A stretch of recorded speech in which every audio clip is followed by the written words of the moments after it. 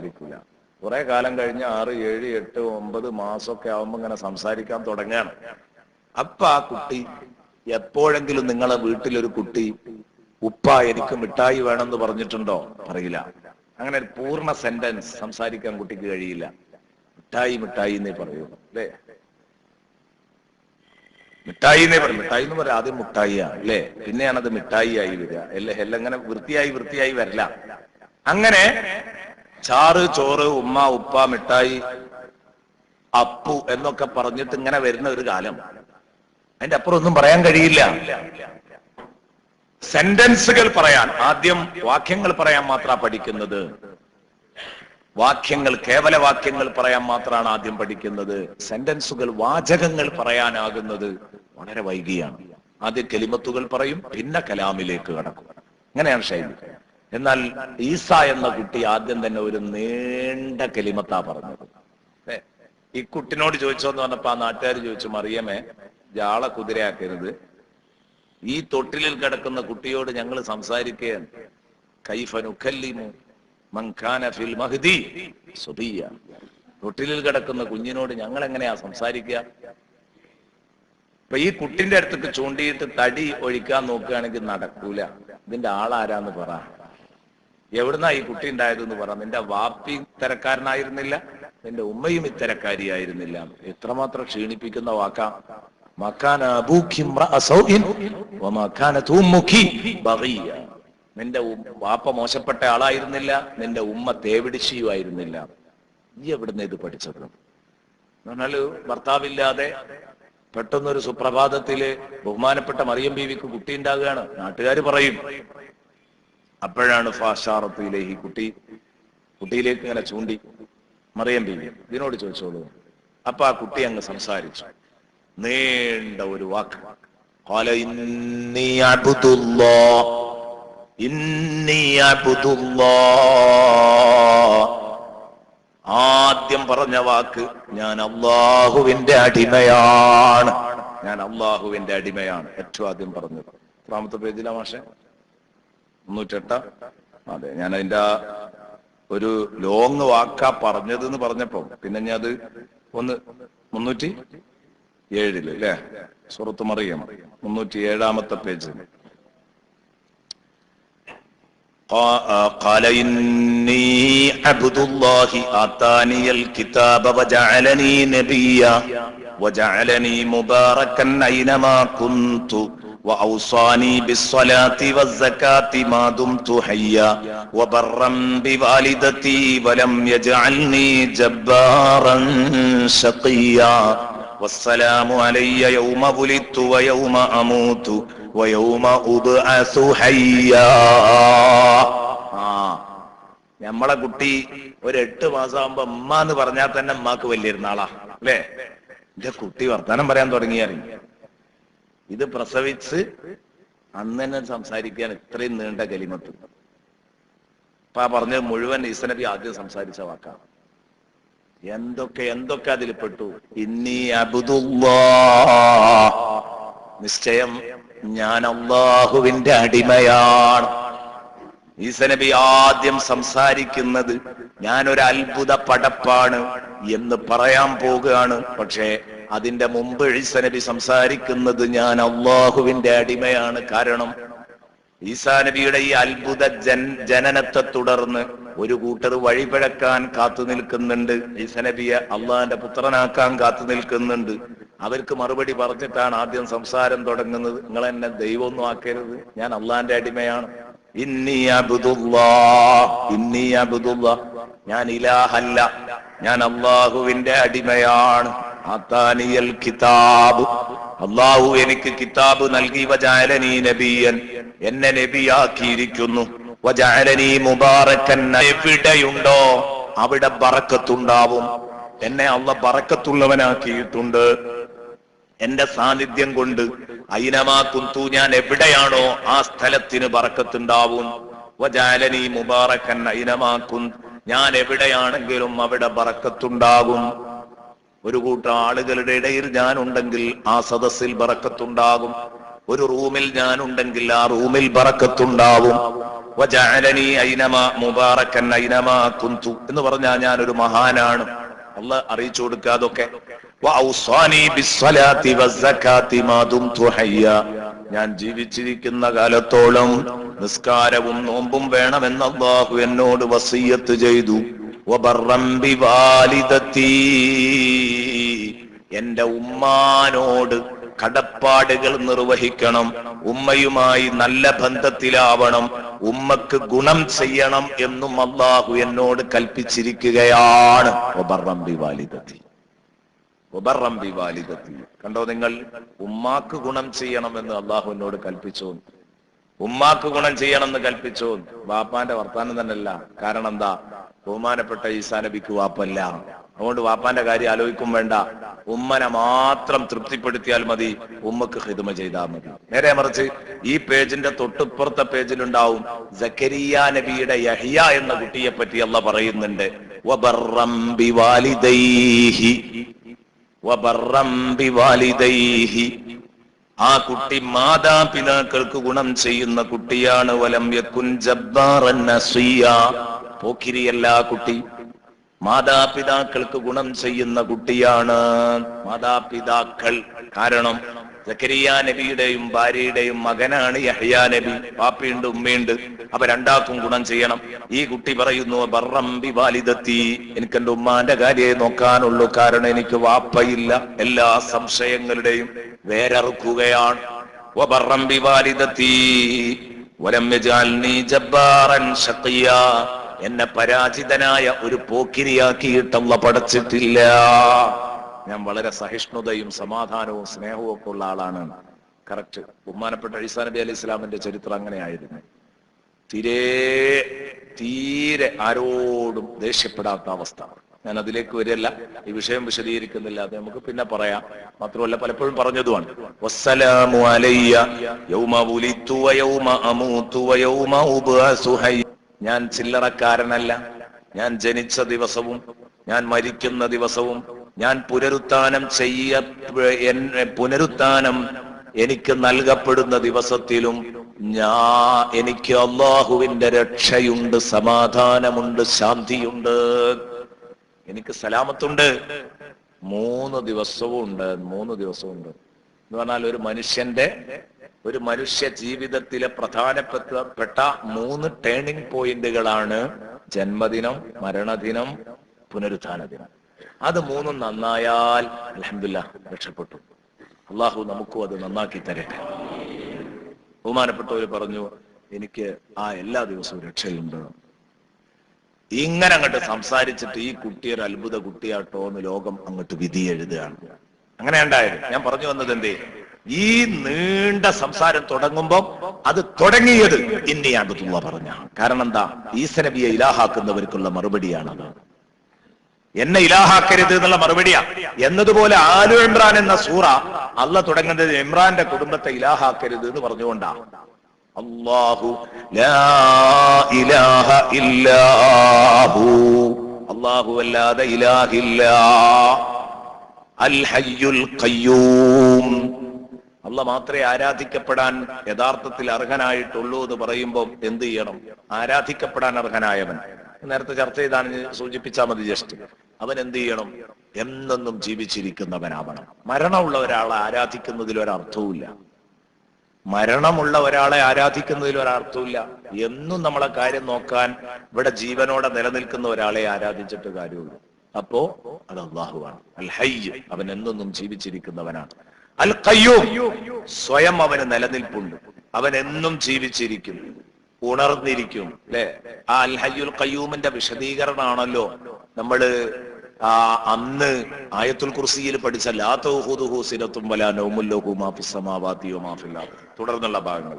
അപ്പൊ മറ്റുള്ളവരുടെ കാര്യങ്ങള് നോക്കിപ്പോരുന്നവനുമാണ് അല്ലാഹു. ഖയ്യൂം എന്ന് പറഞ്ഞാൽ മറ്റുള്ളവരുടെ കാര്യങ്ങൾ നോക്കിപ്പോരുന്നവൻ. അൽ ഖയ്യൂമു അലാ ഉമൂരിന്നാസ് ഉമൂരിൽ ഖലായിഖി കുല്ലിഹിം, എല്ലാ പടപ്പുകളുടെയും കാര്യങ്ങൾ നോക്കിപ്പോരുന്ന റബ്ബ് അൽ ഖയ്യൂം. അപ്പൊ അള്ളാഹു യഥാർത്ഥ ഇലാഹിനുള്ള ഗുണം 2 കാര്യം അനിവാര്യമാണ്. ബഹുമാനപ്പെട്ട ഇമാമുൻ റാസി റളിയല്ലാഹു, ഇമാം ഫഖറുദ്ദീൻ റാസി പറഞ്ഞു, രണ്ട് കാര്യം അനിവാര്യമാണ്. ഒരാളെ മുമ്പിൽ ഇബാദത്ത് അർപ്പിക്കണമെങ്കിൽ, ഒരാൾക്ക് ആരാധന ചെയ്യണമെങ്കിൽ അയാൾ രണ്ട് നിലക്ക് അയാള് പൂർണ്ണനായിരിക്കണം. ഒന്ന്, അയാൾ സ്വയം നിലനിൽപ്പുള്ള ആളായിരിക്കണം. അതാണ് അൽ ഹയ്യ്. അൽ ഹയ്യ്, അയാൾക്കൊരു വീഴ്ചയും വരാൻ പറ്റില്ല, സ്വന്തം കാലിൽ നിൽക്കാൻ പറ്റണം. അതോടൊപ്പം അൽ ഖയ്യൂം, അൽ മുഖവ്വിമു ലിഗൈരി, മറ്റുള്ളവർക്ക് നിലനിൽപ്പ് നൽകുന്നത് അവനായിരിക്കണം. മറ്റുള്ളവർക്ക് നിലനിൽപ്പ് നൽകുന്നത് അവനായിരിക്കണം. അപ്പൊ മറ്റുള്ളവർക്ക് ഇവന്റെ മുമ്പിൽ കുമ്പിടണം, ഇവന്റെ മുമ്പിൽ കുനിയണം, ഇവനെ ആരാധിക്കണം എന്ന് വരും. സ്വയം നിലനിൽപ്പുണ്ടായാൽ മാത്രം പോരാ, മറ്റുള്ളവയുടെ നിലനിൽപ്പ് ഉറപ്പിക്കുന്നതും കൂടെ ഇവനായിരിക്കണം. അങ്ങനത്തെ ഒരു ശക്തിയെ ഇലാഹാകാൻ പറ്റുള്ളൂ. അത് രണ്ടുമാണ് അല്ലാഹു, അൽ ഹയ്യ് അൽ ഖയ്യൂം. അൽ ഹയ്യുൽ ഖയ്യൂം, അല്ലാഹു ലാ ഇലാഹ ഇല്ലാ ഹുവൽ ഹയ്യുൽ ഖയ്യൂം. വെള്ളം നൽകുന്നത് അവനാണ്, ഭക്ഷണം നൽകുന്നത് അവനാണ്, വായു നൽകുന്നത് അവനാണ്, സൃഷ്ടിച്ചത് അവനാണ്, നമുക്ക് വേണ്ടി എല്ലാം പടച്ചത്, മണ്ണും വിണ്ണും എല്ലാം പടച്ചു തന്നത് അവനാണ്, അൽ ഖയ്യൂം. ഇനി ഈ ഭൗതിക സാഹചര്യങ്ങളും സൗകര്യങ്ങളും ഒക്കെ നമുക്ക് പടച്ചു തന്നു എന്നുള്ളതാണോ പടച്ചോൻ ചെയ്ത ഏറ്റവും വലിയ സംഭവം? അല്ല, അത് വലിയ അനുഗ്രഹമാണ്. പക്ഷെ അതിനേക്കാൾ വലിയ അനുഗ്രഹം എന്താണ്? ഭൗതിക സൗകര്യങ്ങൾ ഒരുക്കി തന്നതിനേക്കാൾ വലിയ അനുഗ്രഹം അല്ലാഹു റബ്ബുൽ ഇസ്സത്ത് നമുക്ക് വേണ്ട ആത്മീയമായ സൗകര്യങ്ങൾ അല്ലാഹു ഒരുക്കി തന്നു എന്നതാണ്. അതാണ് ഇനി പറയുന്നത്. നിങ്ങളെ സൃഷ്ടിച്ച് നിങ്ങളെ ശരീരത്തിന് വേണ്ട ഭക്ഷണവും വെള്ളവും വായുവും ഒക്കെ നൽകുന്ന റബ്ബ് നസ്സല അലൈക്കൽ കിതാബ ബിൽ ഹഖ് മുസദ്ദിഖൻ ലിമാ ബൈന യദൈഹി വഅൻസല തൗറാത വൽ ഇൻജീല മിൻ ഖബ്ലു ഹുദൻ ലിന്നാസി വഅൻസലൽ ഫുർഖാൻ ഇന്നല്ലദീന കഫറൂ ബിആയാതില്ലാഹി ലഹും അദാബുൻ ശദീദ് വല്ലാഹു അസീസുൻ ദുൻതിഖാം. ആരാ പടച്ചോൻ? നസ്സല അലൈക്, ആ റബ്ബാണ് നബിയെ തങ്ങളുടെ മേൽ അല്പാൽപമായി അവതരിപ്പിച്ചു തന്നത്. അൽ കിതാബ, വിശുദ്ധ ഖുർആനിനെ, ബിൽ ഹഖ്, സത്യവുമായി ബന്ധപ്പെട്ട് വിശുദ്ധ ഖുർആനിനെ ഇറക്കി തന്നത് ആ റബ്ബാണ്. നസ്സല അലൈക്കൽ കിതാബ ബിൽ ഹഖ്, സത്യവുമായി ബന്ധപ്പെട്ട് കളവ് ഒരൽപ്പം പോലും കൂടിച്ചേരാതെ പൂർണ്ണ സത്യവുമായി ബന്ധപ്പെട്ട് ഖുർആൻ തങ്ങൾക്ക് അവതരിപ്പിച്ചതെന്ന് ആത്മീയ അറിവുകൾ നിങ്ങൾക്ക് നൽകിയത് ആ റബ്ബാണ് കേട്ടോ. ഭൗതിക സാഹചര്യങ്ങളൊക്കെ ഒരുക്കിയതുപോലെ ആത്മീയ സാഹചര്യങ്ങളും നിങ്ങൾക്ക് ഒരുക്കി തന്നു. നസ്സല അലൈക്കൽ കിതാബ ബിൽ ഹഖ്, വിശുദ്ധ ഖുർആൻ സത്യസന്ധമായി നിങ്ങൾക്ക് അവതരിപ്പിച്ചു തന്നത് അവനാണ്. എങ്ങനെയാണ് ആ ഖുർആൻ ഇറക്കിയത്? മുസദ്ദിഖൻ, ആ ഖുർആൻ ശരിവെക്കുന്ന രൂപത്തിൽ. മുസദ്ദിഖൻ, അത് യസ് വെക്കുന്നു, ശരിവെക്കുന്നു. ലിമാ ബൈന യദൈഹി, അതിന്റെ മുമ്പുള്ള വേദങ്ങളെ, അതിന്റെ മുമ്പുള്ള വേദങ്ങളെ, ആദം നബി തൊട്ട് ഈസ നബി വരെയുള്ള മുഴുവൻ ഗ്രന്ഥങ്ങളെയും സാക്ഷ്യപ്പെടുത്തുന്നതാണ് ഖുർആൻ. മുസദ്ദിഖൻ ലിമാ ബൈന യദൈ, അതിന്റെ മുമ്പുള്ള ഗ്രന്ഥങ്ങളെ ശരിവെച്ചുകൊണ്ടാണ് ഖുർആൻ ഇറങ്ങിയത്. വഅൻസല തൗറാത വൽ ഇൻജീൽ, അതുപോലെ തന്നെ തൗറാത്തും ഇൻജീലും അവൻ അവതരിപ്പിച്ചതാണ്. മിൻ ഖബ്ലു, ഇതിന്റെ മുമ്പ്, ഈ ഖുർആന്റെ മുമ്പ് തൗറാത്തും ഇൻജീലും ഇറക്കിയതും അവൻ തന്നെയാണ്. വഅൻസലൽ ഹുദൻ ലിന്നാസ്, ജനങ്ങൾക്ക് നേർവഴി കാണിക്കാൻ വേണ്ടി മാർഗദർശനമായിട്ട് തൗറാത്തും ഇൻജീലും ഇറക്കിയതും അവനാണ്. കണ്ടോ, തൗറാത്തിലും ഇൻജീലും ഹുദൻ ലിന്നാസ് ഉണ്ട് എന്നാ പറയുന്നത്. തൗറാത്തും ഇൻജീലും പഴച്ച ഗ്രന്ഥാണെന്നല്ല പറഞ്ഞത്, അത് ജനങ്ങളുടെ സന്മാർഗത്തിന് വേണ്ടി അല്ലാഹു അവതരിപ്പിച്ചതാണ്. അങ്ങനെ തന്നെയാണ്. അവരുടെ ഗ്രന്ഥത്തെ പൂർണ്ണമായി ശരിവെച്ചുകൊണ്ടാണ് നമ്മളെ പോക്ക്.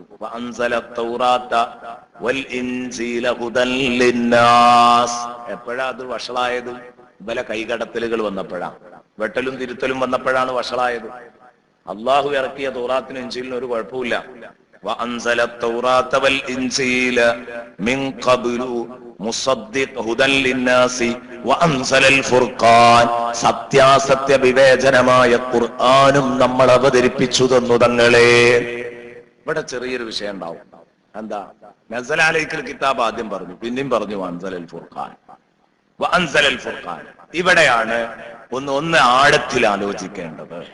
ഖുർആനിന് രണ്ട് അവതരണമുണ്ട്. ഖുർആന് രണ്ട് അവതരണമുണ്ട്. ചിലപ്പോൾ ഖുർആനെ പറ്റി അൻസല എന്ന് പറയും. അൽഹംദുലില്ലാഹില്ലദീ അൻസല അലാ അബ്ദിഹിൽ കിതാബ് വലം യജ്അൽ ലഹു ഇവജാ ഖയ്യിമൻ ലിയുൻദിറ ബഅസാ ശദീദൻ മിൻ ലദുൻ, സൂറത്തുൽ കഹ്ഫിൽ. അപ്പൊ അങ്ങനെ ചിലപ്പോ അങ്ങനെ പറയും. ചിലപ്പോൾ നസ്സല എന്ന് പറയും. നസ്സല എന്ന് പറയുമ്പോ അല്പം ഇങ്ങനെ അവതരിപ്പിക്കുന്നതിനാണ് നസ്സല എന്ന് പറയാം. അൻസല എന്ന് പറയാ ഒറ്റയടിക്ക് അവതരിപ്പിക്കുക, മൊത്തം ഇറക്കുക. ഖുർആന് രണ്ട് അവതരണം ഉണ്ടായിട്ട് ഇന്നാ അൻസൽനാഹു ഫീ ലൈലത്തിൽ ഖദർ. ഇന്നാ അൻസൽനാഹു ഫീ ലൈലത്തിൽ ഖദർ. വിശുദ്ധ ഖുർആനിനെ സംബന്ധിച്ച് ആ ഖുർആനിനെ നമ്മൾ ഇറക്കിയത് ഫീ ലൈലത്തിൽ ഖദർ, ലൈലത്തുൽ ഖദറിലാണ്. ലൈലത്തുൽ ഖദറിലാണ് ഖുർആൻ നമ്മൾ ഇറക്കിയത്. ലൈലത്തുൽ ഖദറിലാണ് ഇറക്കിയത്. ആ ഇറക്കൽ എന്താ? ലൗഹുൽ മഹ്ഫൂദിൽ നിന്ന് ഇറക്കിയതിനെ പറ്റിയാണ് ലൈലത്തുൽ ഖദറിൽ ഇറക്കി എന്ന് പറഞ്ഞത്. ലൈലത്തുൽ ഖദറിൽ ഇറക്കി എന്ന് പറഞ്ഞാൽ ലൗഹുൽ മഹ്ഫൂദ് ഒന്നാം ആകാശത്തേക്ക് ഇറക്കിയിട്ടുണ്ട്. അത് ഒറ്റയടിക്ക് ഇറക്കുക ചെയ്തത്. തൗറാത്ത്, ഇഞ്ചീൽ, സബൂറൊക്കെ ഇറക്കിയതുപോലെ തൗറാത്തും ഇഞ്ചീലും സബൂറും ഒക്കെ ഇറക്കിയത് ഒറ്റയടിക്കാം. തൗറാത്ത് പലകകളായിട്ട് തുരിസിന പർവ്വതത്തിൽ കണ്ട് ഇറക്കിയ ചെയ്തത്. ഒറ്റ തവണ കൊടുക്കാനുള്ള മൊത്തം കാര്യങ്ങളാണ് കൊടുക്കുക ചെയ്തത്. ഇത് അതിലുള്ളതിനനുസരിച്ച് ജീവിച്ചോളി. ഖുർആൻ ഇറക്കിയത് അങ്ങനെയല്ല. 23 കൊല്ലം കൊണ്ടാണ് ഖുർആൻ ഇറങ്ങി തീർന്നത്. 40ാമത്തെ വയസ്സിൽ തുടങ്ങി 63ാമത്തെ വയസ്സ് വരെ ഇറങ്ങിയിട്ടുണ്ട്. 23 കൊല്ലം കൊണ്ടാണ് വിശുദ്ധ ഖുർആൻ ഇറങ്ങിയത്.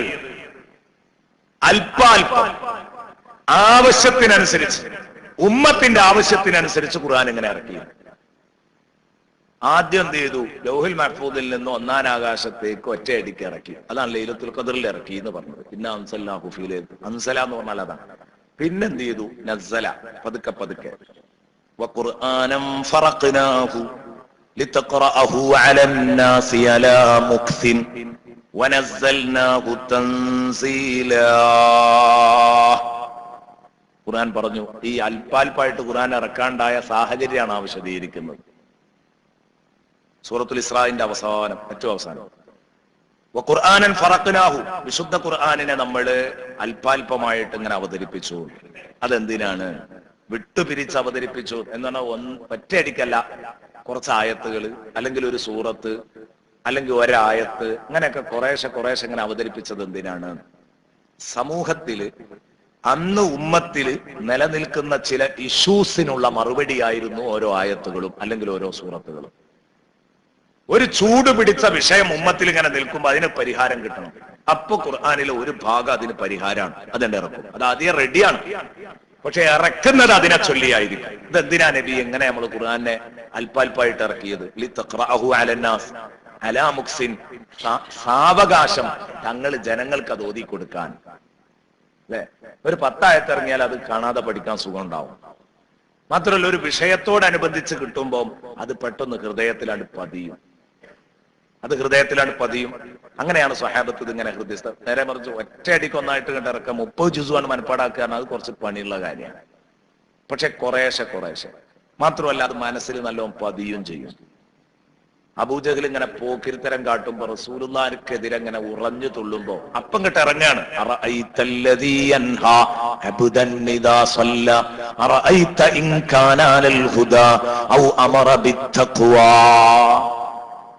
അപ്പം കിട്ട ഇറങ്ങാണ്. അപ്പൊ കുറേശ്ശെ ആകുമ്പോ പഠിക്കാൻ എളുപ്പമുണ്ടാവും.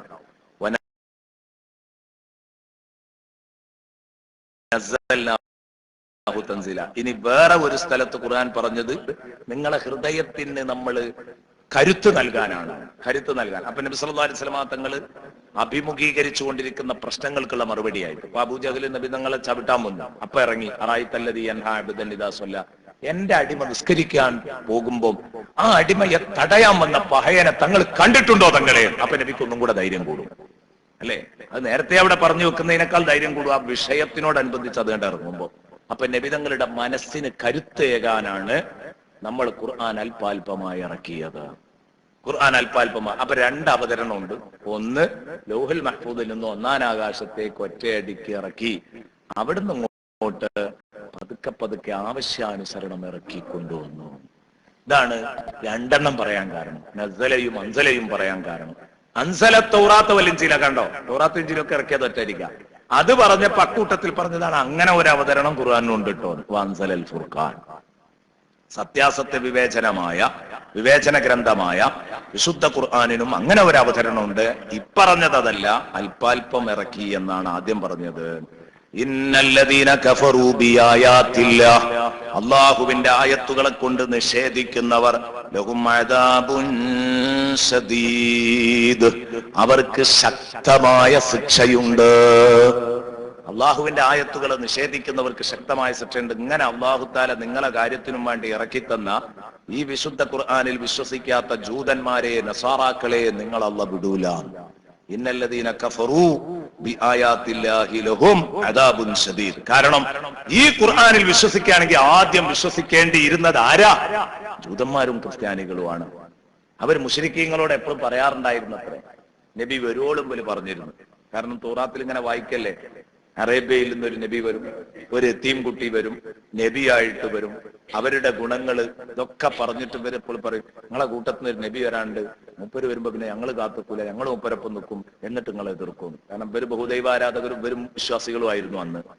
അന്നത്തെ മോമിനിയങ്ങൾ ഇവരാണല്ലോ, മറ്റോലും ബഹുദൈവാരാധികളുമാണ്. അപ്പൊ അവരോട് പറയും, ആ ആരാധകരോട്, ബഹുദൈവാരാധകരോട് പറയും.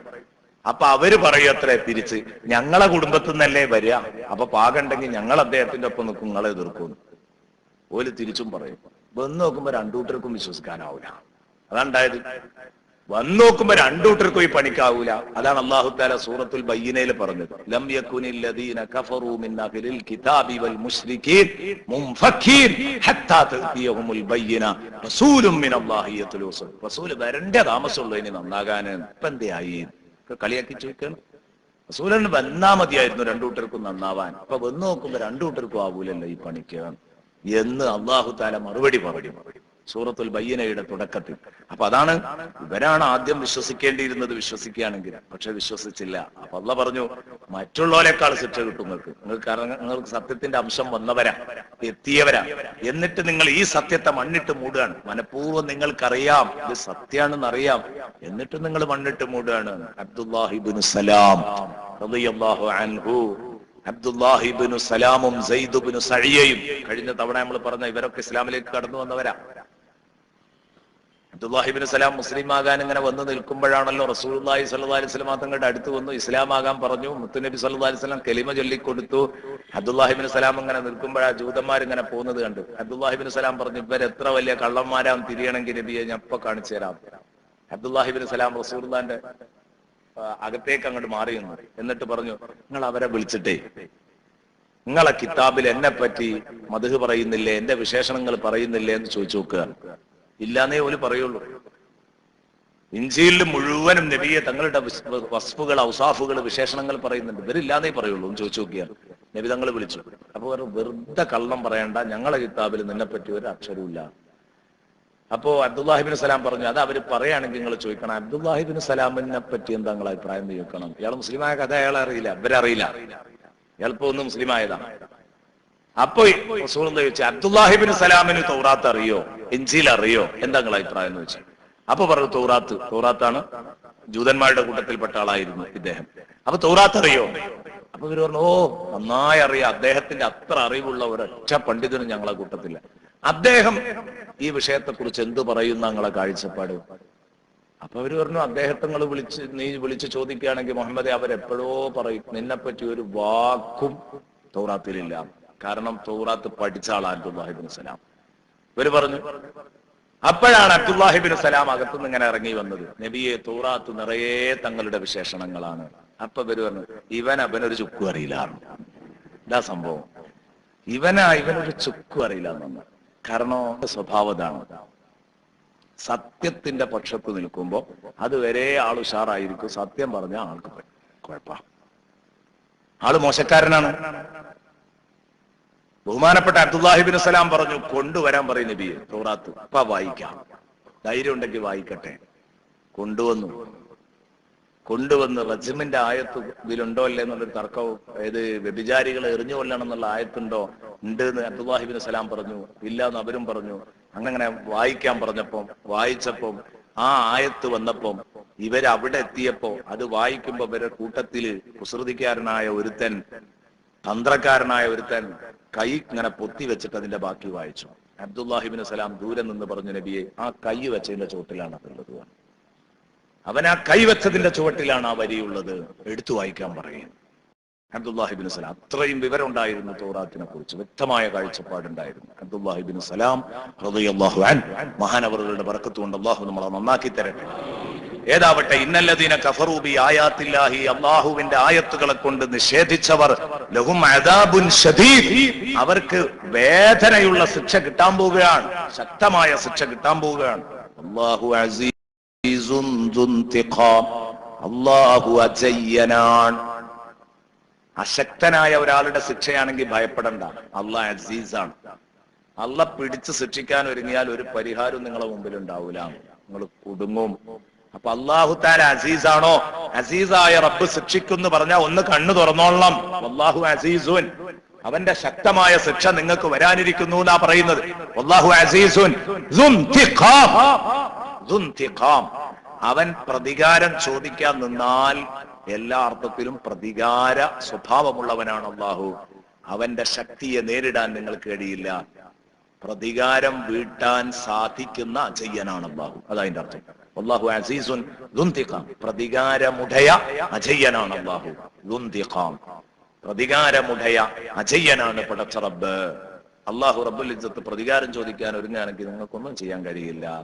എന്നിട്ട് അല്ലാഹ് പറയുന്നു, ഇന്നല്ലാഹ ലാ യഖ്ഫാ അലൈഹി ശൈഉൻ ഫിൽ അർളി വലാ ഫിസ് സമാ. അല്ലാഹു റബ്ബുൽ ഇസ്സത്ത് എത്രമാത്രം ശക്തനാണെന്നറിയോ? അല്ലാഹനെ സംബന്ധിച്ചിടത്തോളം ആകാശഭൂമികളിൽ ഒന്നും അല്ലാഹുവിന്റെ മേൽ മറഞ്ഞു പോകുകയില്ല. ഇന്നല്ലാഹ, തീർച്ചയായിട്ടും അല്ലാഹു ലാ യഖ്ഫാ അലൈഹി, അല്ലാഹനെ സംബന്ധിച്ചിടത്തോളം ഖഫിയാകൂല, ഗോപ്യമായി പോവില്ല, മറഞ്ഞു പോകുകയില്ല. അല്ലാഹന്റെ കണ്ണിൽപ്പെടാതെ അഥവാ കാഴ്ചയിൽപ്പെടാതെ പോകില്ല. അല്ലാഹ് കാണാതെ പോകൂല. ഒന്നും ഫിൽ അർളി വലാ ഫിസ് സമാ, ആകാശത്തോ ഭൂമിയിലോ ഒന്നും പടച്ചോന്റെ ശ്രദ്ധയിൽപ്പെടാതെ പോകൂല. ആകാശഭൂമികളിലുള്ള സകലം അറിയുന്ന കുറ്റമറ്റ അറിവിന്റെ ഉടമയാണ് പടച്ചോൻ. ആ റബ്ബ് നിങ്ങളെ ചോദ്യം ചെയ്യും, ശിക്ഷിക്കും, ഇഞ്ചോടിഞ്ച് പിടികൂടും, ശിക്ഷിക്കും, പകരം ചോദിക്കും. ഓർത്തോ, ഇത് അല്ലാഹുവിന്റെ വചനങ്ങളാണ്, ഇത് വിശ്വസിച്ചോ. ഇന്നല്ലാഹ ലാ യഖ്ഫാ അലൈഹി ശൈഉൻ ഫിൽ അർളി വലാ ഫിസ് സമാ. അല്ലാഹുവിന്റെ ഖുദ്റത്തിനെയും പറയാം. ആരാണ് അല്ലാഹു? ഹുവല്ലദീ യുസവ്വിറുക്കും ഫിൽ അർഹാമി കൈഫ യശാ. അതും കൂടെ പറഞ്ഞിട്ട് നിർത്താം. ഹുവല്ലദീ യുസവ്വിറുക്കും ഫിൽ അർഹാമി കൈഫ യശാ. പഠിച്ചോനെ, ഇതിനൊക്കെ എത്ര നല്ല വ്യാഖ്യാനങ്ങളാ മഹാന്മാർ നൽകിയത്. അല്ലാഹു എന്ന് പറഞ്ഞാൽ ആരാണ്? അള്ളാന്റെ ഖുദ്റത്ത് മനസ്സിലാക്കാൻ ഒന്ന് മാത്രം മതി. അള്ളാഹിനെ പോലെ ഒരാള് വേറല്ല. ഖാലിഖായ റബ്ബും മഖ്ലൂക്കായ എല്ലാ സൃഷ്ടികളും തമ്മിൽ വലിയ അന്തരമുണ്ട്. അള്ളാഹിനെ പോലെ ഒരാള് വേറെ ഇല്ല. അല്ലാഹു ആരാണ്? ഹുവല്ലദീ യുസവ്വിറുക്കും, അവൻ നിങ്ങൾക്ക് രൂപകൽപ്പന നൽകുന്നവനാണ്. അവൻ നിങ്ങൾക്ക് രൂപകൽപ്പന നൽകുന്നവനാണ്. ഫിൽ അർഹാം, ഉമ്മമാരുടെ ഗർഭപാത്രങ്ങളിൽ വെച്ച്.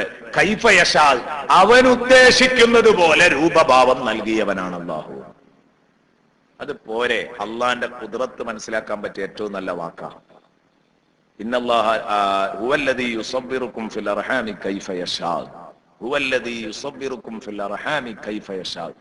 ഇവനേ ഇലാഹാകാൻ പറ്റുള്ളൂ, ഇവനേ അജയ്യനാകാൻ പറ്റുള്ളൂ. ഇവനാണ് എല്ലാ ഹിക്മത്തുമുള്ളവൻ. ലാ ഇലാഹ ഇല്ലാ ഹുവ അൽ അസീസു അൽ ഹകീം. അതായിരിക്കും അതിന്റെ അവസാനം. ഹുവല്ലദീ യുസവ്വിറുക്കും ഫിൽ അർഹാമി കൈഫ യശാ. സുബ്ഹാനല്ലാഹ്. ഇതേക്കുറിച്ച് മഹാന്മാര് പറഞ്ഞ ഉദാഹരണം കാണുമ്പോൾ നമ്മൾ ഞെട്ടിപ്പോകും. എന്ത്? ഗർഭപാത്രത്തിൽ ഒരു കുഞ്ഞിനെ അവൻ ഉദ്ദേശിക്കും വിധം രൂപപ്പെടുത്തിയെടുക്കുന്നവനാണ് അല്ലാഹു. അത്ര ശരിയാണ്. ഒറ്റ വാപ്പാന്റെയും ഉമ്മാന്റെയും കുട്ടികള് 4 എണ്ണം 4 പോലത്തെ, അല്ലെ? ഒരു വാപ്പാന്റെയും ഉമ്മാന്റെയും കുട്ടികള് 4 എണ്ണം 4 പോലത്തെ. വെളുത്ത ഉമ്മയും പാപ്പയും, കുട്ടി കറുത്തിട്ട്, അല്ലെ? കുട്ടി കറുത്തിട്ട് കറുത്ത ഉമ്മയും വാപ്പയും, കുട്ടി വെളുത്തിട്ട് ഒരു നിർവാഹമില്ല. ഹുവല്ലദീ യുസബ്ബിറുക്കും ഫിൽ അർഹാമി കൈഫ യശാ. എന്തൊരു അത്ഭുതമാണ് എന്റെ പ്രിയപ്പെട്ട സുഹൃത്തുക്കൾ. അള്ളാഹ് പറഞ്ഞു വഖ്തിലാഫു അൽസിനത്തിക്കും അൽവാനിക്കും. ഇതൊക്കെ അള്ളാഹുവിന്റെ അപാരമായ അനുഗ്രഹങ്ങളിലും കുദ്റത്തുകളിലും ദൃഷ്ടാന്തങ്ങളിലും പെട്ടതാണ് എന്ന് അള്ളാഹു തആല മറ്റു പലയിടത്തും പറഞ്ഞിട്ടുണ്ട്. ഹുവല്ലദീ യുസബ്ബിറുക്കും ഫിൽ അർഹാമി കൈഫ യശാ. വലിയ സംഭവം തന്നെയല്ലേ ഇത്? അങ്ങനെയാണല്ലോ. നമ്മക്ക് ചിലപ്പോൾ ഇത് എന്ത് ചെയ്യാൻ കഴിയൂല, അത് ഉൾക്കൊള്ളാൻ കഴിയൂല. വെളുത്ത മാതാപിതാക്കൾക്ക് കറുത്ത കുട്ടി ഉണ്ടായാൽ നമ്മൾ എന്തെങ്കിലുമൊക്കെ കുശുമ്പ് പറഞ്ഞു കൊടുക്കും, അല്ലേ? അങ്ങനെയല്ലേ സംഭവം? റസൂലുള്ളാഹി സ്വല്ലല്ലാഹി അലൈഹി വസല്ലം തങ്ങളുടെ കാലത്ത് കറുത്ത ഒരു സഹാബി, അയാളുടെ മാതാപിതാക്കൾ നല്ല സൗന്ദര്യമുള്ള ആളാണ്, അമ്മയും ബാപ്പയും നല്ല സൗന്ദര്യമുള്ള ആളാണ്, ഇയാൾ കറുത്തിട്ടാണ്. അപ്പൊ ചിലര് പറഞ്ഞു ഇതിന്റെ ഉള്ളിൽ എന്തോ ഒരു കള്ളുണ്ട് എന്നാ തോന്നുന്നത് എന്ന് ചിലരൊക്കെ അഭിപ്രായം പറഞ്ഞു. അപ്പോഴാ റസൂലുള്ളാഹി സ്വല്ലല്ലാഹി അലൈഹി വസല്ലം തങ്ങള് ഒരു ദിവസം സദസ്സിൽ നിന്ന് ഒരു പാസ് കൊടുത്തു. സദസ്സിന് ഒരു സ്വാതന്ത്ര്യം അള്ളാന്റെ ഹബീബ് കൊടുത്തു. ഈ സദസ്സിന് എന്ത് ചോദിച്ചാലും, ആകാശഭൂമികൾക്കിടയിലുള്ള എന്ത് ചോദിച്ചാലും ഞാൻ മറുപടി അറിയുന്നു. അപ്പൊ ഇയാൾ എഴുന്നേറ്റിട്ട് ചോദിച്ചു മൻ നബി യാ റസൂലല്ലാഹ്. കാരണം ഇയാളിത് കുറെ ഇങ്ങനെ കേട്ടുവരികയാണ്. ഇയാള് മേമാക്കാന്റെ കുട്ടിയല്ല എന്ന് ഇടക്കിടക്ക് ജനങ്ങൾ ഇങ്ങനെ പറയുന്നത് കേട്ടുവരികയാണ്. അപ്പൊ ഒരു ചാൻസ് കിട്ടിയതാണല്ലോ, മോമിനിങ്ങളുടെ എന്താ തീരുമല്ലോ. ഇയാൾ ചോദിച്ചു മൻ നബി യാ റസൂലല്ലാഹ്, നബി എന്റെ വാപ്പാരാ ഒന്ന് പറഞ്ഞിരിക്കുക. ഇയാൾക്ക് ആകെ ചോദിക്കാനുള്ളതാ. നബി തങ്ങൾ പറഞ്ഞു അബൂക ഫുലാൻ, നിന്റെ വാപ്പ ഇന്ന ആളാണ്. അത് മൂപ്പര വാപ്പനെയാണ്. പക്ഷെ അള്ളാഹു ആ വെളുത്ത മാതാപിതാക്കൾക്ക് ഒരു കറുത്ത കുട്ടിനെ കൊടുത്തതാണ്. ശരിക്കും വാപ്പ തന്നെയാണ്. അപ്പൊ വേറൊരാളെ എന്നിട്ട് ചോദിച്ചു എന്റെ വാപ്പ ആരാണ്? അപ്പൊ നബി പറഞ്ഞു ഇനി അവിടെ കെട്ടയായിരുന്നു. കാരണം ഇനി പലയിടത്തും ചോദിച്ചാൽ ചിലപ്പോൾ അയലൊക്കെ കാരനായിരിക്കും, അത് പ്രശ്നമാവും. ഇനി മറുപടി പറഞ്ഞാൽ പ്രശ്നമാവും. ഈ റെഡിയായി വന്നിട്ടുണ്ട്, അവിടെ നിൽക്കട്ടെ സയ്യിദുനാ റസൂലുള്ളാഹി. ഞാൻ പറഞ്ഞു വരുന്നത് ഹുവല്ലദീ യുസബ്ബിറുക്കും ഫിൽ അർഹാമി കൈഫ യശാ. ഹുവല്ലദീ യുസബ്ബിറുക്കും ഫിൽ അർഹാം. അപ്പൊ നബി സല്ലല്ലാഹു അലൈഹി വസല്ലം നിൽക്കട്ടെ എന്ന് പറഞ്ഞത് എങ്ങനെയാ? നബി തങ്ങൾ പറഞ്ഞു ലാ തസ്അലു അൻ അശ്യാ ഇൻ തുബ്ദ ലക്കും തസുഉക്കും. അത് പറഞ്ഞുകൊണ്ടാ പറഞ്ഞു ലാ തസ്അലു അൻ അശ്യാ, നിങ്ങൾ പലതിനെ കുറിച്ചും ചോദിക്കരുത്. ഏത് ചോദിക്കാൻ സമ്മതം കൊടുത്തിട്ട് ഉടനെ ബ്ലോക്ക് ചെയ്തു. ഇങ്ങനെ സ്വാതന്ത്ര്യത്തോടുകൂടെ നിങ്ങൾ ചോദിക്കാൻ, കണ്ടതൊക്കെ ചോദിക്കാൻ നിന്നാൽ ഇൻ തുബ്ദലക്കും, കുഴപ്പമൊന്നുമില്ല. ചിലത് നിങ്ങൾക്ക് വ്യക്തമാക്കപ്പെട്ടാൽ, കാര്യങ്ങളുടെ നിജസ്ഥിതി വ്യക്തമാക്കപ്പെട്ടാൽ തസുഉക്കും, അത് നിങ്ങളെ ദുഃഖിപ്പിക്കും, കുടുംബകലഹത്തിലേക്ക് എത്തിക്കും. സയ്യിദുനാ റസൂലുള്ളാഹി. അതുകൊണ്ട് ഇനി ആരും ചോദിക്കരുത്, പറഞ്ഞതൊക്കെ പറഞ്ഞു. ഇനി ആരും ചോദിക്കരുത്, സയ്യിദുനാ റസൂലുള്ളാഹി പറഞ്ഞു. ഞാൻ പറഞ്ഞു വരുന്നത് ഇത് അള്ളാഹുവിന്റെ ഖുദ്റത്തിന്റെ ഒരു പ്രകടനമാണ്, പല രൂപത്തിലും ആക്കുന്നു.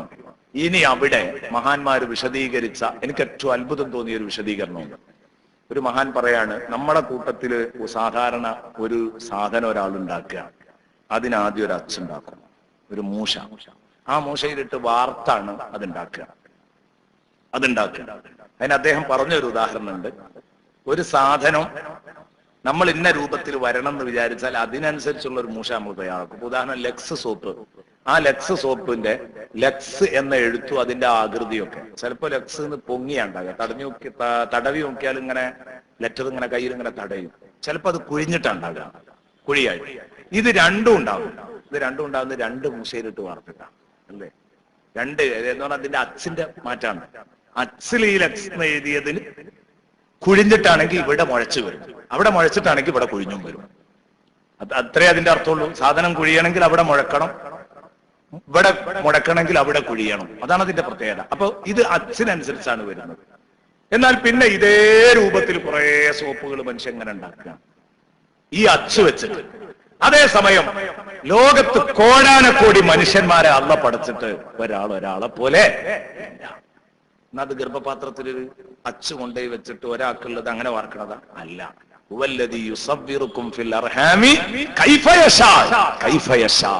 അള്ളാഹു എങ്ങനെയാണോ ഉദ്ദേശിച്ചത്, അള്ളാഹിന്റെ മനസ്സിലൊരു പ്ലാൻ, അള്ളാഹു ഒരു ഉദ്ദേശം ഉണ്ട് അള്ളാഹ്ക്ക്, അതേ രൂപത്തിൽ ആ കുട്ടികൾ വരികയാണ്. കൈഫ യശാ.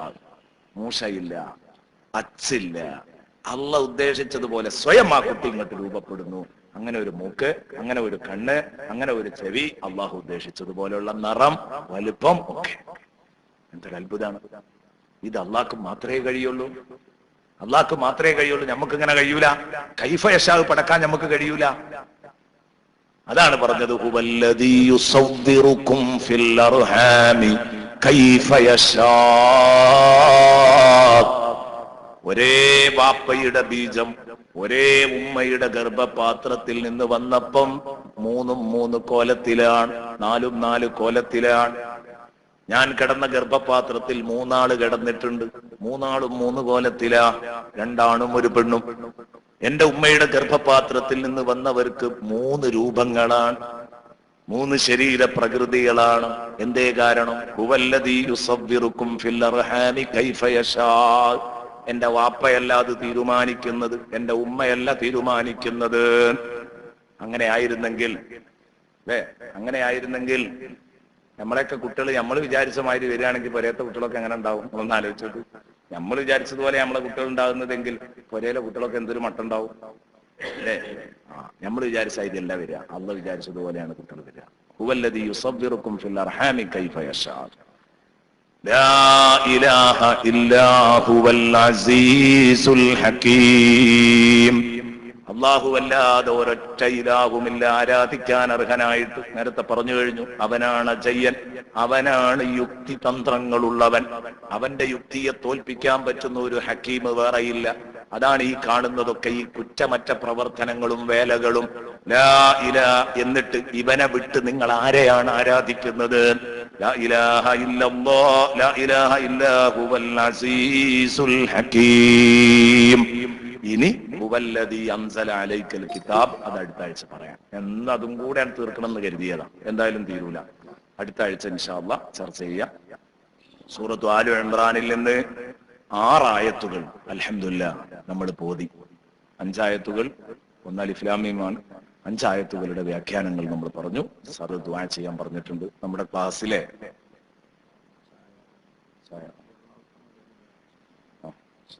അൽഹംദുലില്ലാഹ് ഒരാളുടെ വക ചായയുണ്ട്. ബഹുമാനപ്പെട്ട താജുൽ ഉലമയുടെ പേരിൽ നേർച്ചയാണ്. കാരണം ആണ്ട് നടക്കുന്ന മാസമാണല്ലോ. അള്ളാഹു തആല താജുൽ ഉലമയുടെ ബർക്കത്ത് കൊണ്ട് അള്ളാഹു നമ്മളെയൊക്കെ നന്നാക്കി തരട്ടെ. പിന്നെ പ്രത്യേകം പ്രാധാന്യത്തോടു കൂടെ പറയാനുള്ളത്, ജീലാനി അനുസ്മരണ പരിപാടി നമ്മുടെ ഉസ്താദിന്റെ കുട്ടികൾ ഈ മസ്ജിദുൽ ഫത്തഹിലെ ദർസ് എന്ന് പറഞ്ഞാൽ അത് നമ്മൾ തന്നെയാണ് അല്ലെ? എല്ലാവരും നിങ്ങളാണ് അതിന്റെ സഹായികളും മുഹിബ്ബീങ്ങളും. അതുകൊണ്ട് ആ കുട്ടികൾ ആദ്യമായിട്ട് ഒരു നല്ല പരിപാടി വെക്കുകയാണ്. 23-ാം തീയതി ശനിയാഴ്ച, അടുത്ത ശനിയാഴ്ച, 7 ദിവസം കൂടെ ഉണ്ട്. അടുത്ത ശനിയാഴ്ച 6 മണിക്ക് മഗ്‌രിബ് നിസ്കരിച്ച ഉടനെ അല്ലെ, മഗ്‌രിബ് നിസ്കരിക്കാൻ നിങ്ങളൊക്കെ ഇവിടെ എത്തണം. ബഹുമാനപ്പെട്ട ഹാഫിദ് അബൂബക്കർ കൗസർ സഖാഫി പന്നൂര് സംസാരിക്കും. അതുപോലെ തന്നെ മർക്കസ് ബുർദ സംഘം ബുർദയും ഉണ്ടായിരിക്കും എന്നറിയിച്ചിട്ടുണ്ട്. എല്ലാവരോടും ഓർമ്മപ്പെടുത്തുന്നു, നിങ്ങൾ എല്ലാവരും പരിപാടിയിൽ പങ്കെടുക്കണം. കൗസർ സഖാഫിയുടെ പ്രഭാഷണം നല്ല പ്രഭാഷണമാണ്, കേൾക്കണം. ഷെയ്ഖ് മുഹീദ്ദീൻ അബ്ദുൽ ഖാദിർ ജീലാനി ഖദ്ദസല്ലാഹു സിർറഹുൽ അസീസിനെ കുറിച്ച് കേൾക്കാനും അറിയാനും ഒക്കെ എല്ലാവരും തയ്യാറാവണം. അതുപോലെ തന്നെ ഭക്ഷണവും ഉണ്ടാവും അല്ലേ? സഹായിക്കാൻ പറ്റുന്നവരൊക്കെ സഹായിക്കും ചെയ്യാം. പിന്നെ പലരും, ഒരുപാട് ആളുകൾ, പാവപ്പെട്ട കുട്ടികളെ കെട്ടിക്കാൻ പ്രയാസമുള്ളവരും, അപ്പൊ അവരെയൊക്കെ സഹായിക്കാൻ പറ്റുന്നവർക്ക് സഹായിക്കാവുന്നതാണ് എന്ന് കൂട്ടത്തിൽ ഉണർത്തുന്നു. അങ്ങനെയൊക്കെ എന്തെങ്കിലുമൊക്കെ നല്ല സംഖ്യകളൊക്കെ പാവപ്പെട്ടവർക്ക് എത്തിക്കണമെന്ന് ഉദ്ദേശിക്കുന്നവരൊക്കെ ഉണ്ടെങ്കിൽ പറഞ്ഞാൽ ഒരുപാട് കഷ്ടപ്പെടുന്ന ആളുകൾ ഉണ്ട് എന്ന് നിങ്ങളെ കൂട്ടത്തിൽ അറിയിക്കുകയാണ്. എന്നും ക്ലാസ്സിലൊരു പിരിവും കാര്യമായി പ്രയാസപ്പെടരുത് എന്ന് കരുതിയിട്ടാണ്. ഏതാവട്ടെ, പിന്നെ മോങ്ങത്തുള്ള PP അലവിക്കുട്ടിക്കാക്ക എന്ന് പറയുന്ന ഒരാൾ മരത്തിൽ നിന്നും വീണ് പെട്ടെന്ന് മരിച്ചു. നമ്മളെ മാഷ്, അദ്ദേഹത്തിന്റെ മക്കൾ വന്നിട്ടുണ്ട് അല്ലെ? അദ്ദേഹത്തിന്റെ മക്കളാണ് ഇവിടെ വന്നിട്ടുണ്ട്. അള്ളാഹു റബ്ബുൽ ഇസ്സത്ത് ആ ഉപ്പയുടെ പാപങ്ങൾ അള്ളാഹു പുറത്തു കൊടുക്കട്ടെ, ദറജ അള്ളാഹു ഉയർത്തട്ടെ. പഠിച്ചവനെ, മക്കളോടൊപ്പം നീ സ്വർഗത്തിൽ കുടുംബത്തോടൊപ്പം നീ ഒരുമിച്ച് കൂട്ടണേ അല്ലാ. ഞങ്ങളെയും കുടുംബത്തെയും നീ ഒരുമിച്ച് കൂട്ടണേ അല്ലാ. പിന്നെ നഫീസ പുല്ലുപ്പറമ്പ്, എന്ത് നമ്മളെ കുഞ്ഞാന്റെ ഭാര്യയാണ്. മാഷ് കുഞ്ഞാന്റെ മോനുമായിട്ടുള്ള ബന്ധത്തിന്റെ പേരിൽ നിസാമുദ്ദീൻ അസരി മുണ്ടമ്പറമ്പ് അദ്ദേഹമായിട്ടുള്ള ബന്ധത്തിന്റെ പേരിൽ എഴുതിക്കൊണ്ടെന്ന്. അപ്പൊ ഞാൻ പറഞ്ഞു കുഞ്ഞാന്റെ ഭാര്യയാണ്. അപ്പൊ മാഷ അറിഞ്ഞിട്ടില്ല കുഞ്ഞാന്റെ ഭാര്യ മരിച്ച വിവരം. അപ്പോ അതുകൊണ്ട് പെട്ടെന്നാണ് ആ മഹദി ലോകത്തോട് വിട പറഞ്ഞത്. പ്രത്യേകിച്ചൊന്ന് ദുആ ചെയ്യാം. ഇന്ന് ഞാൻ പ്രത്യേകിച്ചൊന്ന് ഫാത്തിഹ ഓതി ദ്വാരക്കാൻ പോവാണ്. ഫാത്തിഹ ഓതിയിട്ട് നമുക്കൊന്നൊന്ന് എന്ന് പറഞ്ഞാൽ പരിഗണിക്കേണ്ട കൂട്ടത്തിൽപ്പെട്ട നമ്മളെ ക്ലാസ്സിലെ മെമ്പർമാരാകുമ്പോൾ അങ്ങനെയാണല്ലോ. മാത്രമല്ല നമ്മുടെ ഉമറാക്കളുടെ കൂട്ടത്തിൽ മുൻനിരയിൽ നിന്ന് ഇപ്പൊ കീശ്ശേരി പള്ളിയുടെ ഒക്കെ എല്ലാം മുന്നിൽ നിന്നുകൊണ്ട് അതിന്റെ കാര്യങ്ങളൊക്കെ നോക്കുന്നത് കുഞ്ഞാനാണ്. പണ്ട് മുതലേ കുഞ്ഞാൻ ഒപ്പം എല്ലാ നിലക്കും സജീവാണ്. അള്ളാഹു ആഫിയത്തുള്ള ദീർഘായുസ് നൽകട്ടെ. ആ കുടുംബത്തിൽ അള്ളാഹു തആല ക്ഷമയും സമാധാനവും നൽകട്ടെ, സന്തോഷം നൽകട്ടെ. അള്ളാഹു റബ്ബുൽ ഇസ്സത്ത് കുടുംബത്തോടൊപ്പം നാളെ സ്വർഗത്തിൽ ആ ഉമ്മയോടൊപ്പം ഭാര്യയോടൊപ്പം ആ മക്കളെ ഉമ്മയോടൊപ്പം അള്ളാഹു തആല സ്വർഗത്തിൽ ഒരുമിച്ച് കൂട്ടട്ടെ. പടച്ചോനെ ആഖിറത്തിൽ നീ സന്തോഷം നൽകണേ അല്ലാ. വല്ല തെറ്റുകുറ്റങ്ങളും വന്നുപോയെങ്കിൽ അലവിക്കുട്ടിക്കാക്ക, അതുപോലെ തന്നെ ഈ നഫീസ എന്ന് പറയുന്ന ഉമ്മ, അതുപോലെ തന്നെ കുറ്റൂരിലെ ഒരു പ്രധാനപ്പെട്ട പ്രവർത്തകൻ, Kuttur north unit Kerala Muslim Jamaath secretary Kandanchira KC Moideen Haji 60ാം വാർഷികത്തിലൊക്കെ SYSന്റെ ബോർഡ് എഴുതുന്ന ചിത്രമൊക്കെ പത്രത്തിൽ വന്നിരുന്നു. പ്രായമായ ഒരു മനുഷ്യൻ, അദ്ദേഹം നല്ല ഒരു കലാകാരനും കൂടെ ആയിരുന്നു. അദ്ദേഹം മരണപ്പെട്ടു ഈ കഴിഞ്ഞ റബീഉൽ അവ്വൽ മാസത്തില്. അള്ളാഹു റബ്ബുൽ ഇസ്സത്ത് അവരുടെയും ദറജ അള്ളാഹു ഉയർത്തിക്കൊടുക്കട്ടെ. മോന് നമ്മളെ ക്ലാസ്സിലേക്ക് വന്നിട്ടുണ്ട്, ദുആ ചെയ്യാൻ പറഞ്ഞിട്ടുണ്ട്. പലരും അതുപോലെ ദുആ ചെയ്യാൻ വേണ്ടി അപേക്ഷിച്ചവരുണ്ട്. എല്ലാവർക്കും വേണ്ടിയും ദുആ ചെയ്യുന്നു. എല്ലാവർക്കും വേണ്ടിയും ഒന്ന് ദുആ ചെയ്യാം. പിന്നെ ഈ മയ്യത്ത് നിസ്കാരം, ഈ 2-3 പേരുടെ പേരിലുള്ള മയ്യത്ത് നിസ്കാരം ഇൻഷാ അല്ലാഹ് ഞാൻ ആ പരിപാടിക്കൊക്കെ കൂടിയതായിരുന്നു. ഇൻഷാ അല്ലാഹ് ഇവിടെ മയ്യത്ത് നിസ്കാരം നടക്കും. ബഹുമാനപ്പെട്ട ഉസ്താദ് അവറുകള് മയ്യത്ത് നിസ്കാരത്തിന് നേതൃത്വം നൽകും. ഇൻഷാ അല്ലാഹ് നമുക്കൊക്കെ ഉള്ളവരൊക്കെ അതിലേക്ക് നിൽക്കണം എന്നും കൂടെ കൂട്ടത്തിൽ ഉണർത്തുകയാണ്. പിന്നെ കുഞ്ഞാന് ഈ പരിപാടിയിലേക്ക് മുണ്ടർമത്ത് കുഞ്ഞാന് ഭാര്യയുടെ പേരിൽ ദുആ ചെയ്യാൻ വേണ്ടി 5000 രൂപ ഇന്ന് ഇങ്ങോട്ട് സംഭാവനയായി നൽകിയിട്ടുണ്ട്. പിന്നെ 500, 100 ഒക്കെ ആയിട്ട് പലരും സംഭാവനകൾ നൽകിയിട്ടുണ്ട്. അള്ളാഹു റബ്ബുൽ ഇസ്സത്ത് എല്ലാം സ്വീകരിക്കട്ടെ. പടച്ച റബ്ബ് എല്ലാം കബൂലാക്കട്ടെ. അള്ളാഹു ആ സംഭാവനയുടെ ബർക്കത്ത് കൊണ്ട് മരണപ്പെട്ടു പോയ അദ്ദേഹത്തിന്റെ ഭാര്യയുടെ ഖബർ അള്ളാഹു പ്രകാശിപ്പിക്കട്ടെ. ഇന്ന് ഛായ സൽക്കാരം ഒരുക്കിയ സഹോദരൻ, അദ്ദേഹത്തിന് അള്ളാഹു എല്ലാ ബർക്കത്തും നൽകട്ടെ. താജുൽ ഉലമ തങ്ങളുടെ പൊരുത്തം കൊണ്ട് അള്ളാഹു അവരെയും നമ്മളെയൊക്കെ വിജയിപ്പിക്കട്ടെ. അതുപോലെ തന്നെ ബഹുമാനപ്പെട്ട ഈ അലവിക്കുട്ടികാക്ക, അദ്ദേഹത്തിന്റെ മക്കൾക്ക് അള്ളാഹു ബർക്കത്ത് ചെയ്യട്ടെ.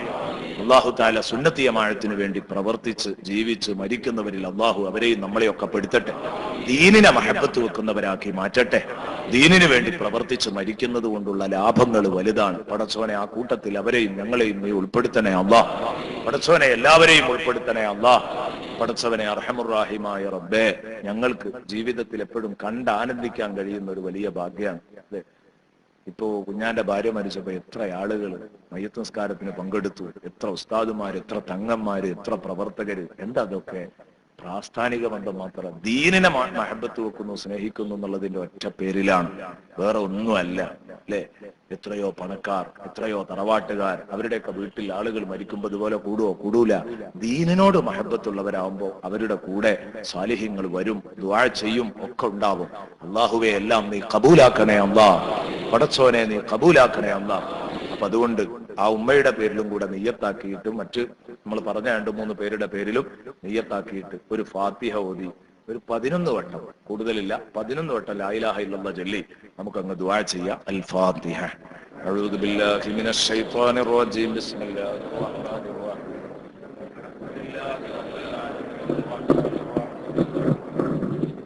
ഇയ്യാക നഅ്ബുദു വ ഇയ്യാക നസ്തഈൻ. ഇഹ്ദിനസ് സിറാത്തൽ മുസ്തഖീം സിറാത്തൽ ലദീന അൻഅംത അലൈഹിം ഗൈറിൽ മഗ്ദൂബി അലൈഹിം വലദ്ദാല്ലീൻ. ആമീൻ. ബിസ്മില്ലാഹിർ റഹ്മാനിർ റഹീം. ഖുൽ ഹുവല്ലാഹു അഹദ് അല്ലാഹുസ് സമദ് ലം യലിദ് വലം യൂലദ് വലം യകുൽ ലഹു കുഫുവൻ അഹദ്. ബിസ്മില്ലാഹിർ റഹ്മാനിർ റഹീം.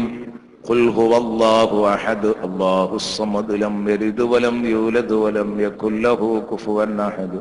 ബിസ്മില്ലാഹിർ റഹ്മാനിർ റഹീം. ഖുൽ ഹുവല്ലാഹു അഹദ് അല്ലാഹുസ് സമദ് ലം യലിദ് വലം യൂലദ് വലം യകുൽ ലഹു കുഫുവൻ അഹദ്. ബിസ്മില്ലാഹിർ റഹ്മാനിർ റഹീം. ഖുൽ അഊദു ബിറബ്ബിൽ ഫലഖ് മിൻ ശർരി മാ ഖലഖ് ومن شر غاسق إذا وقب ومن شر النفاثات في العقد ومن شر حاسد إذا حسد. بسم الله الرحمن الرحيم.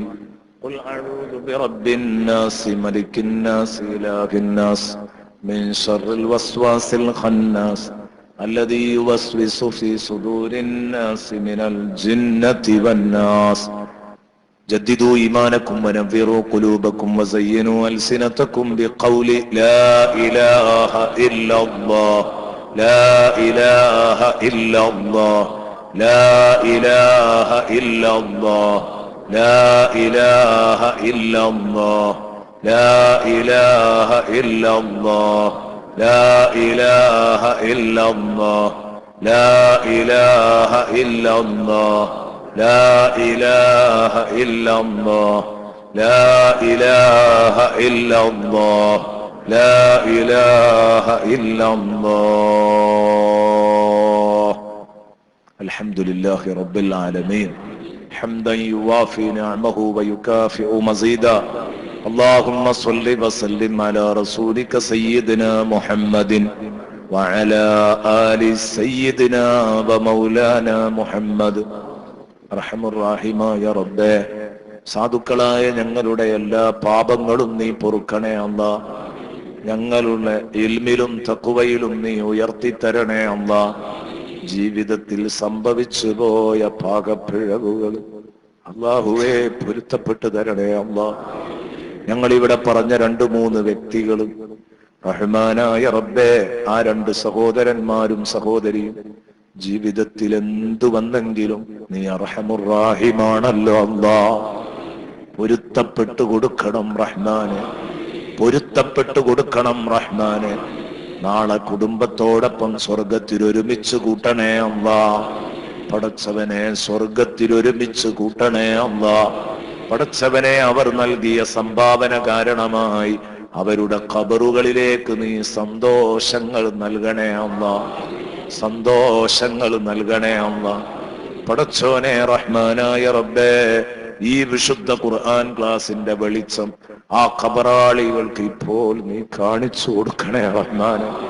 പടച്ചോനെ ഇതിന്റെ സന്തോഷം അവരുടെ ഖബറിലേക്ക് എത്തിച്ചു കൊടുക്കണേ അല്ലാഹ്. നാളെ ഞങ്ങളെ മരണശേഷം ഇതുപോലുള്ള സദസ്സുകളിൽ വെച്ച് ഞങ്ങൾക്ക് വേണ്ടി ദുആ ചെയ്യിപ്പിക്കുന്ന മക്കളെ ഞങ്ങൾക്കും നൽകണേ റഹ്മാനെ, ഞങ്ങൾക്കും നൽകണേ റഹ്മാനെ. റബ്ബേ, ബന്ധുക്കളെ ഞങ്ങൾക്ക് നൽകണേ റഹ്മാനെ. പടച്ചവനെ മുഹിബ്ബീങ്ങളെ നൽകണേ റഹ്മാനെ.